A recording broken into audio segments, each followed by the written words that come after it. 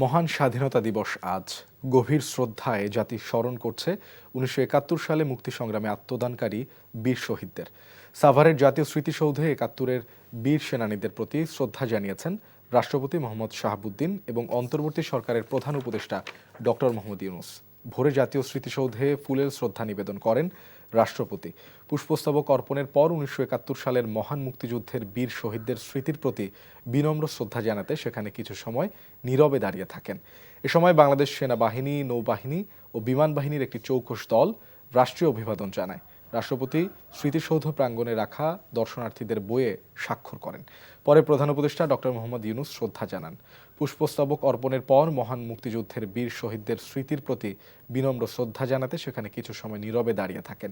এ সময় বাংলাদেশ সেনাবাহিনী, নৌবাহিনী ও বিমান বাহিনীর একটি চৌকস দল রাষ্ট্রীয় অভিবাদন জানায়। প্রধান উপদেষ্টাও স্মৃতিসৌধ প্রাঙ্গণে রাখা দর্শনার্থীদের বইয়ে স্বাক্ষর করেন। এরপর যুদ্ধাহত মুক্তিযোদ্ধা সহ শহীদ পরিবারের সদস্য, উপদেষ্টা পরিষদের সদস্য এবং বিদেশি কূটনীতিকরা শ্রদ্ধা জানান। এরপর শ্রদ্ধা জানানোর জন্য জাতীয় স্মৃতিসৌধ উন্মুক্ত করে দেওয়া হয়।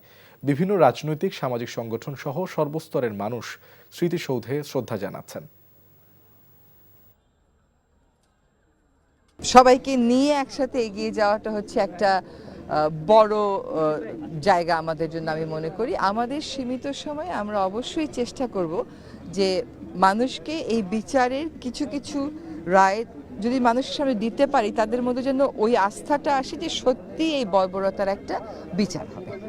৭১ অর্জিত স্বাধীনতাকে আমরা রক্ষা করার যেই কঠিন লড়াই, সেই লড়াইয়ের একটা অন্যতম ধাপ হচ্ছে ২৪, এবং এই স্বাধীনতা সামনের দিনগুলোতেও বাংলাদেশে থাকবে এবং আর কখনোই একটি স্বাধীন ভূখণ্ডে এদেশের মানুষ আর পরাধীন অনুভব করবে না। এই ঈদে জামা জুতো অ্যাক্সেসরিজের ডিসকাউন্ট।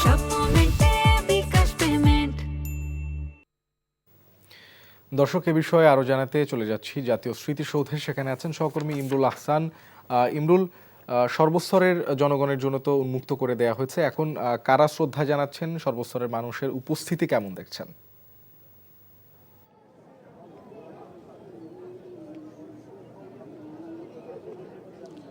শোভন, সকাল ৬টার আগে রাষ্ট্রপতি মোহাম্মদ শাহাবুদ্দিন ওনার শ্রদ্ধা নিবেদনের মধ্য দিয়ে এই রাষ্ট্রীয় আচারটি শুরু হয়। তারপর প্রধান উপদেষ্টা তিনি শ্রদ্ধা নিবেদন করেন। তারপর উপদেষ্টা মণ্ডলী যারা সদস্য রয়েছেন তারাও শ্রদ্ধা নিবেদন করেন। তারপর আসলে সর্বসাধারণের জন্য এই সাভারের জাতীয় স্মৃতিসৌধ সর্বস্তরের মানুষের জন্য উন্মুক্ত করে দেওয়া হয় সোয়া ৬টা এর পরপরই।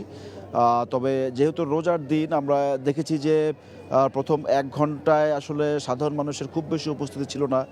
তবে ৭টার পর থেকে আমরা দেখতে পাচ্ছি যে অসংখ্য মানুষ, বিভিন্ন শ্রেণী পেশার মানুষ তারা এখানে হাজির হয়েছেন এবং তারা একে একে যে মহান মুক্তিযুদ্ধে যারা আত্মত্যাগ করেছেন তাদের প্রতি গভীর শ্রদ্ধা জানাচ্ছেন, পুষ্পাঞ্জলি অর্পণ করছেন এই শহীদ বেদিতে।